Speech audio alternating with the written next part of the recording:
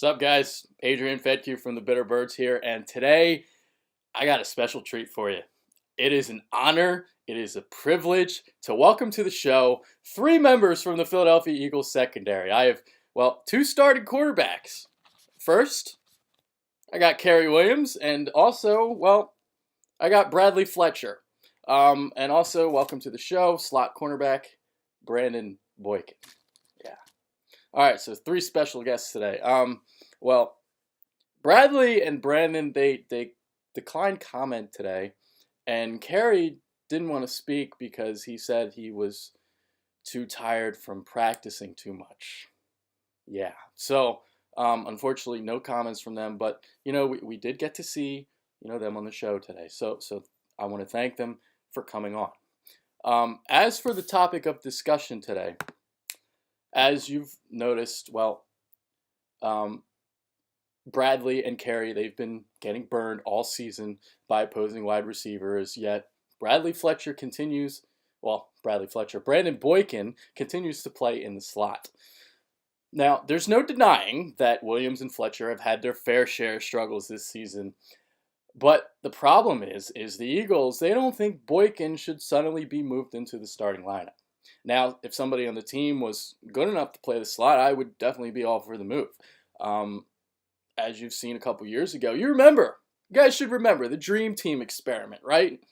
Nnamdi Asomugha, Asante Samuel, Dominique Rodgers-Cromartie.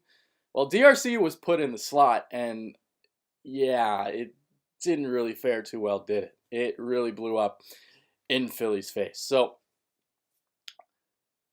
the thing is, there's a difference between being on the outside and being on the inside. Slot receivers are primarily shorter and a lot quicker than those who play on the outside. It's why the Eagles see Boykin as primarily a specialty corner. Boykin is only 5'9", and we all know, Chip Kelly's infatuation with big guys. He wants his outside corners to be at least 6 feet tall. Williams is 6'1", and Fletcher is 6 foot even. So, Fletcher is a guy who has experience playing in the slot, but it doesn't mean it's a good fit. Like I said, slot receivers are smaller and quicker, and Fletcher is taller than most slot corners. And, in his combine, in his shuttle run, which tests an athlete's lateral quickness and explosion in short areas, he timed in at 4.3 seconds. That's not good, people. And in the 3-cone drill, which tests a player's ability to change direction at a high speed, Fletcher was at 7.06 seconds, another poor time. And in the 40, he was at 4.44 seconds. So Boykin, meanwhile, he relies on his speed, his quickness, to play cornerback. Boykin was a guy who broke his fibula at the Senior Bowl, so I don't have any combine stats for him. So you'll just have to trust me on the speed and quickness part. But as you've probably seen on the field, he's a freak athlete. He's a really good athlete. Now, this is where you could say, why doesn't Boykin play on the outside and base personnel and switch back to the inside during nickel packages? Well, Chip wants his defenses to be stout against the run. He prefers larger players on the outside because the bigger they are, the harder it is to block them.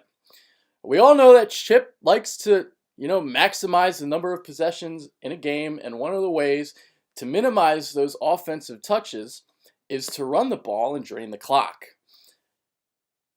Billy Davis, he's been keeping his base personnel on the field at times when opposing offenses have trotted 3 wide receivers out there.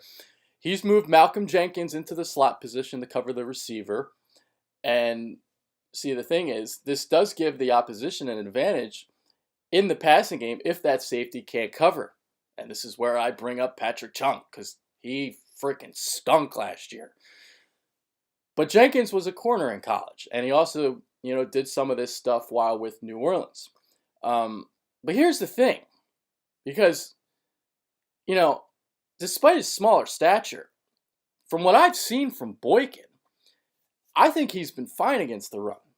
He sheds blocks. He makes solid tackles.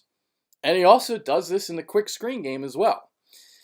And for whatever reason, Boykin, is still not really on the field that much.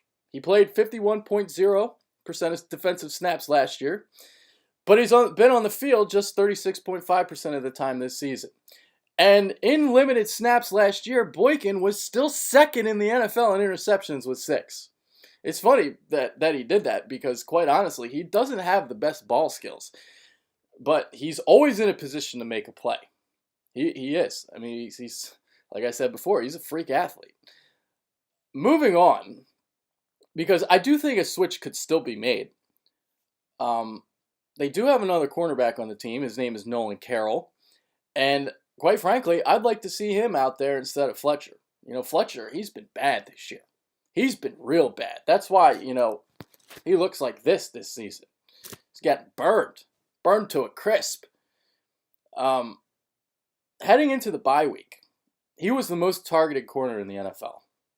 And I swear, he must have allowed like 300 of those 400-plus yards that Kirk Cousins tossed on us. Yeah, that's the same Kirk Cousins, by the way, that got unseated by Colt McCoy as the Redskins starting quarterback. And let me tell you, Colt is not the real McCoy. From what I've seen this season, Fletcher is having a really tough time locating the ball on, the vertical passes. Carroll is a guy who runs, but, his biggest drawback has always been his consistency. So the question for the Eagles really is, would you rather have an inconsistent corner or a guy that hasn't really shown any consistency at all this year? And the other thing, it's not like the starting corners are getting interceptions either, because Jenkins' 3 picks on this season is all the secondary has. That's it. It's it. No one else has a pick.